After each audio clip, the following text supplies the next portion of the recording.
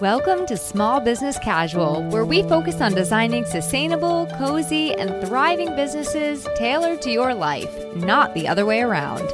From general business and marketing to making sense of the behind-the-scenes chaos, I'm Emily Aborn, a small business copywriter. I'm here to walk alongside you as we make running our businesses less of a roller coaster ride and more like a walk in the park. Hello, welcome back to the Nope, just kidding. Welcome for the first time to the Small Business Casual podcast. Hot off the presses, first day with a fresh rebrand from what was formerly Content with Character. Very, very exciting stuff, I tell you what. I have been working very hard over here on tons of changes throughout my business, the overall look and feel, some big picture stuff, loads and loads and loads of it. And it's really ended up becoming a full and utter rebrand. So more on that to come. And I decided as I was doing it that I really need to bring you an episode with that age-old question we ask ourselves as business owners, I don't know, every 2 years or so. Do I need a rebrand? Because sometimes you do actually need a full-on brand overhaul, a fresh from head to toe kind of remodel, right? And sometimes you just need a new haircut or like an updated headshot, and it's as simple as that. So take it from me, it can be tiring to run in either of those two directions if you're not clear on what you actually need. It's equally as tiring, I think, to piecemeal everything and kind of like get the haircuts and updated headshots without doing the full-on refresh that you really need. And I also think it can be really, really tiring if you do the full-on refresh a million times over again when all you needed was a new pair of shoes. So more on that to come. Today, I want to specifically focus on the podcast's rebrand and this popular buzzword that I've kind of started to rethink and a little bit about why and what really sparked, I think, the change of the name for the podcast. I thought we could just take a few moments together. I would let you know what's changing, what's staying the same, and also what I learned as it relates to the podcast specifically as I've gone through this kind of like reinvention process. I think these are things that could help you, whether you are looking to try something new in a small way or your mid-brand renovation on your end as well. So in case this is your first time listening, welcome. I love new faces. We love new faces, don't we? You can sit next to Nick over there. So we have a seat saved for you. There's always room at this table. And in case we have not met, my name is Emily Aborn. Hello, hi. I'm a copywriter, a host of this podcast, Small Business Casual, and a whole lot more. But for those who don't know what a copywriter is, which I know that sounds weird that I'm explaining it to you. For some of you, it's very, very obvious. But I just got asked the other day to somebody not in the online entrepreneurial space. And I found myself explaining it and then like really thinking about, oh, you know what? Not everybody knows what a copywriter is. And even some clients who I've written for, they get a copywriter confused with a website designer. Don't ask me how. So just to break it down, I am the person who writes the copy for websites, marketing materials, blogs, and more. And when I say copy, I simply mean the words, right? So I'm the one putting the messaging, the words, the feeling, the expression into those websites, the marketing materials, the blogs, etc., etc. Another question I get asked is, what is the difference between copy and content? And that one is a little bit trickier because sometimes they sort of intermingle and intertwine. But it actually leads me into today's topic, which is why I changed the name of the podcast in the first place. So just to break it down real quick, copy is typically thought of as the words that drive action. So I want you to think of like those website pages where the next step is to contact us, right? Or a sales page where the next step is like sign up, buy this. Email funnels, ads, social posts to some extent, like the more promotional one, that kind of thing. That's usually what we put into the bucket of copy. Content, on the other hand, is a word that builds relationships. Well, I should say the words that build relationships. Think like your blogs, your podcasts, your newsletters, your social posts, all that stuff that's very nurturing and informational and educational and helpful and connected, collaborative, like all of that kind of thing. So copy, usually when we're referring to it, it's more like, here, make a decision. I would ideally like you to make this decision, preferably. Content is a little bit of a longer term, trust building, value sharing, connection kind of thing. Now, when marketing ourselves, both are absolutely necessary. And as a copywriter, I do both. In fact, for a while, I was calling myself a content copywriter because I like to really confuse people. And I thought, well, by saying this, I will have addressed the issue of which one I do, content or copy. But I think that people actually think I'm saying I am a content copywriter. And yes, I am content, but I'm more content when I'm creating content. So anyway, that word just gets miry for me, and I kind of ditched it. Enough with the word salad. All this to say, I think about these things a lot. Like I think about the words and the specifics and the nuances and the misunderstandings a whole lot around here. And actually, there's a word, I've said it a couple times already. There's a word that I use all the time and I see all the time and I hear all the time. And it actually has been kind of bugging me for a long time. And that word is, you guessed it, it's content. As in content with character, the former name of this show. And I'm going to tell you why, because it's not actually the concept of the word content. Remember, content are the words that build relationships. I think on its base meaning, it is a beautiful, wonderful thing. And when I originally had named the show, the goal was really to help people to get unstuck in their content marketing. I wanted to help people to create content and copy the words that set them apart distinctly from everybody else, distinctly you, as I've said many times in that introduction. But really, two things have sort of shifted a little bit and started to change my opinion on the word content, which left me in need of a direction shift. So the first thing was the rise of AI-generated quote-unquote content, okay? There is so much noise out there. There is so much content. There is so much shady AI-generated content. There are content creators, content marketing, content this, content that, content, and a whole lot of encouragement to keep on creating more and more and more and more content. My friend Crystal used the term content overwhelm or content fatigue. That's what she said. And I just absolutely love how she said that. I think it's perfect because it is a lot and it is exhausting. And it's not to say that a lot of what you and I are creating as far as content is not great. Like there is a lot of it that is great, but the actual concept of it, the churning, the word itself is just really tiring me out. And the word makes me feel often like, okay, this is just content for content's sake. Like often when people approach me looking for content, specifically, not copy, it's like, well, I just feel like I need to create more content, you know? So it's just that content for content's sake. And I think AI perpetuates this. It kind of makes it seem like we're all just supposed to be generating more and more and more, which is why people are turning to AI because they don't have time to do it all. And as a copywriter I follow, Rose Crompton says, if you didn't have time to write it, why should I make time to read it? And I really do feel like that. As my friend Stacy used to say, but why though, right? Like why? Why are we doing all of this? There needs to be a bigger purpose to it and a bigger heart behind it. So that word itself, it just started to kind of lose its je ne sais quoi for me. It also, secondly, is very limiting for me. You see, I'm not just a copywriter. I'm not just a content writer or a content creator or a podcast host even. You see, I have been a business owner now for 11 years. Yay, me. And the truth of the matter is I help business owners in a variety of ways. Like there are a lot of things that I kind of want to talk about. And yes, I love words.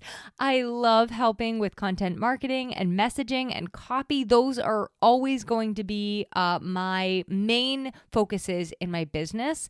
I also believe that with that messaging, with that content marketing, there is a cohesion that needs to exist like throughout not just our businesses, but also our lives. And that's where I kind of wanted to say, I wanted to kind of change things around, because I believe that marketing, quote unquote marketing, it's actually a lot more than we think it is. It's a big, big, yummy pie with a lot more to it than just content, with a lot more to it than just words. And I wanted to give myself a little bit more of the leg room to share about our businesses in a way that is really, really meaningful for me and gets into a little bit more of the heart and soul of things. Like, I believe our businesses can be a means for a grounds for experimentation and creativity and fun and self-expression and personal growth, collaboration, even relationships and meeting new friends, personal growth. I already said personal growth, but personal growth.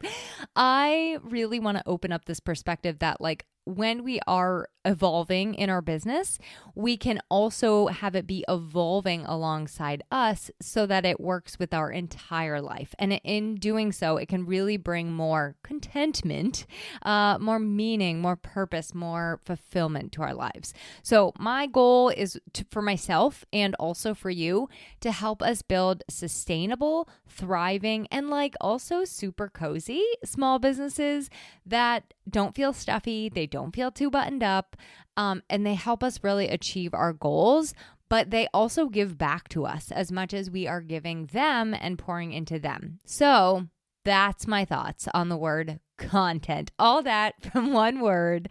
It's still a word I'm going to use. I'm sure I will need to use it because it makes sense to people. People understand what it is, but for me, once those light bulbs started going off and I kind of saw all the things I did not like about the word content, all the ick it kind of gave me, once I saw it in that new light, I really could not look away. I could not unsee it. And so that's when I sort of started to get the inkling that things were in need of a shift. Additionally, I have always believed that it does not need to be some awful entrepreneurial roller coaster ride, as people say. Some days, yes, it is very, very hard. Some seasons, it is incredibly hard. If it was easy, everybody would do it. But I also think that business ownership can be a means to bring a lot of deep meaning to our life, because it really can live alongside us. It can bring more to our lives, not detract from our lives, right? And I have a lot more thoughts on that for another day. But my goal with the show and just kind of like redirecting a smidge is just I want to add more on how we can really tailor businesses to work for our lives, what matters most to us, being mindful and intentional, and not have our businesses be like these all-consuming hellscapes, okay? So that is the reason for the name shift. I've got a lot to share about. I needed more leg room. The name makes more direct sense. It's super cute and fun, less ambiguous, and it gives us lots of room to kind of like continue to grow together. So what's staying the same is you get the same me. I'm just dressed in like a little bit more me outfit, okay? We're going to still focus on that connection. We're still going to have great conversations. We're still going to talk a little bit about life outside of business and creativity and all that fun jazz. It's quirky. It's not too buttoned up. It's one less accessory. It's just right. It's just casual, and that is not changing. So, I'm making one more change that will also allow us to stay connected and have more of these kind of conversations, which I so love. I hope. I'm trying to get all the logistics together, but I'm moving my email platform over to Substack, which I have been on a while now for my personal writings and musings. I really love Substack, and I will be having some things over there that are specific to this podcast so that we can kind of engage a little bit with the topics more, and ask questions and learn and comment and respond and message. And the extended show notes are going to start living over there too. So it's just going to be a more multimedia way, I think, for me to share some things. So I'll get into all of that next time. But I thought it would be a really fun way for us to have a little bit more connectedness if you choose, okay, in the community around the podcast and the stuff that we're going through as well. So you can dip your toes in there as you like or not, or you can just stay on the feed as a listener, like no harm, no foul. There's going to be lots of opportunities. And so you can comment, engage, or not to your heart's content. And once again, that just like really goes back to my whole, like, it's not content for content's sake. It's really like, how are we creating a community together and helping you to have a more enjoyable and smooth journey, and maybe even feel less alone in that. So, all right, as I wrap up today, I told you this would be short and sweet. I just want to share 3 lessons I learned in rebranding, specifically this podcast, from content with character to small business casual. I'm going to have way more lessons for you in the rebrand because holy smokes, what an undertaking. But just specifically to this podcast, I wanted to share 3 quick lessons. Lesson number 1, it is okay to change your mind. And when I say this, what I mean is that the fear of other people seeing you change your mind can be honestly debilitating. You see, when I make decisions, I go all in. I act as if the decisions are irreversible. There's no pivoting. Like, that's just what my brain tells me, right? So then inevitably, when I do need to plot twist or I decide to change my mind, I'm like super ashamed. Like, oh dear God, I hope no one judges me. I'm learning and growing and moving forward with no new information. How shameful. It's ridiculous. It is like really ridiculous. And I can't stress this enough. Well, I can stress it enough to other people, but I have a hard time taking it in for myself. So let it really sink in for you because I can't stress it enough for you. You can change your mind. Decisions are not permanent. We learn as we grow. We are experimenting. We get to new levels. We evolve. That is exciting. That is healthy. And so, like, changing a name, changing your mind to be more aligned to who you are and the message that we're trying to get across, that's a good thing. I also want to add, and I understand that there is a real fear of people watching us as we do this. I had a lot of nightmares prior to this about, like basically crashing and burning, like no joke, planes crashing, the cartel chasing me, the whole works. I think my subconscious was afraid of having people see this happen and perceiving me as inconsistent or not tried and true or not the same old, just like basically worrying what everybody thinks and what they would think and what they would think of the name, blah, blah, blah. The fear is no joke and it can stop you right then and there. Or you can try it, you can take a step forward or two, you can feel it out, and you can probably change your mind again in a lot of cases. So like my friend Andy Lyons said once in a podcast episode I heard of hers, a guest interview, she said something along the lines of, this is not verbatim, fear and doubt are always going to be on our shoulders. They're always going to be in the room with us. They're like a part of us, right? But they don't have to be the part that you are operating or speaking from. And I just really loved that. Like, they kind of are going to always be there, but we don't have to always let them have the microphone, right? So I'm choosing to speak from the excited and the energized and the, like, this is what I believe parts of me. And I'm using that to courageously move me forward. And then you just take one step and one step and one step, and you're far enough along eventually where there's no turning back. Okay. Lesson number 2, trust yourself when something feels off. When something is starting to feel misaligned in your business, it might be trying to tell you something. And sometimes you will ask somebody else and they'll be like, oh, no, you have nothing to worry about. It's all fine as is. Looks great. Check, right?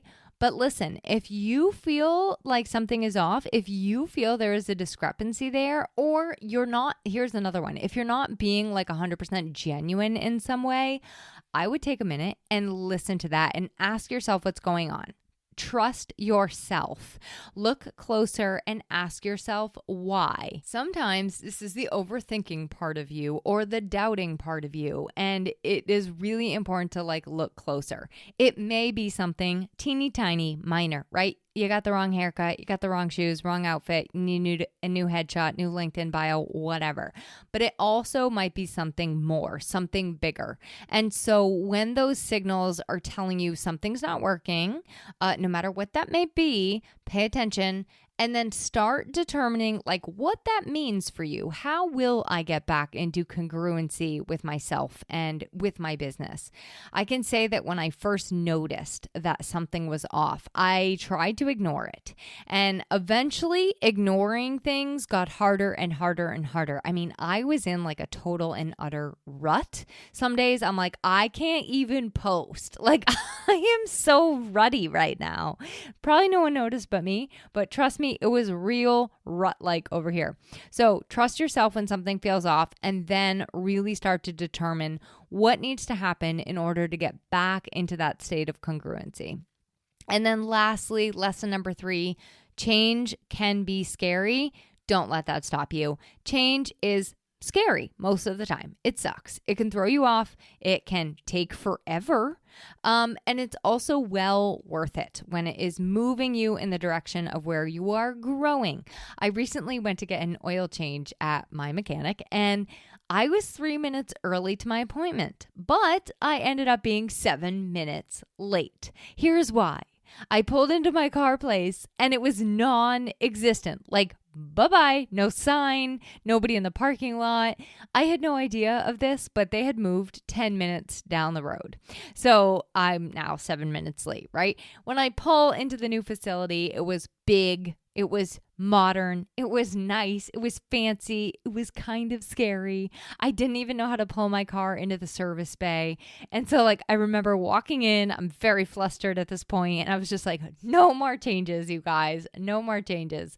Thankfully, it was the same wonderful staff sitting behind that desk that are always there. And it was a beautiful, nicer, more welcoming facility, all the bells and whistles, all the touches.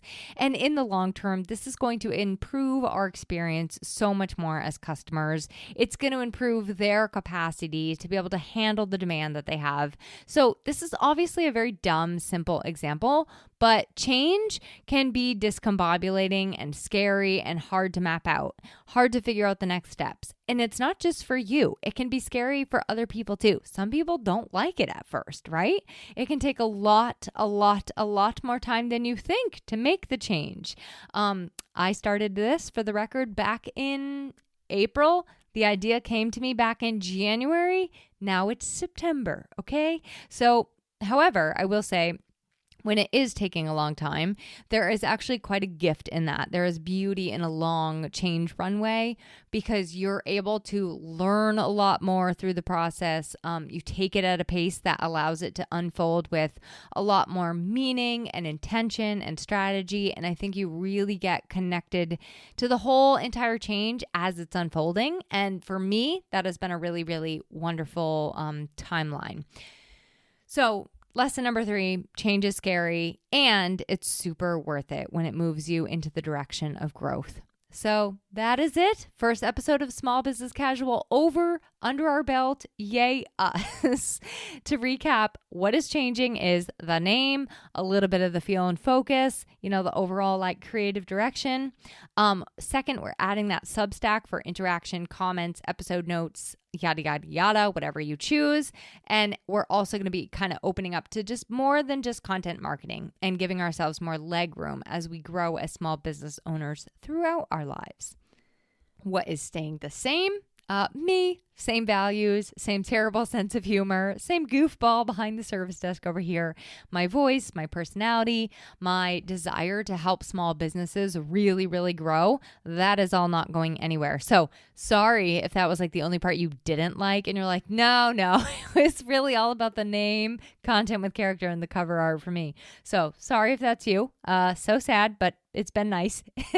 But it will still be me here with that kind of like same honest conversational tone, real stories, real examples, real strategies, maybe some little surprises. I don't know. But the goal is really just going to be to make more tedious and terrifying parts of this whole ride a lot more fun together. And then just to recap, those 3 lessons I gleaned from the podcast rebrand process, they apply to so many different areas of my own life and business, and I imagine yours too. And I'm really working on integrating them more and more throughout my life. And those are, remember, it is okay to change our minds. It is okay to change your mind. 2, trust yourself when something feels off and incongruent. 3, change can be scary and it is worth it. So don't let that fear stop you from doing what you need to do to grow.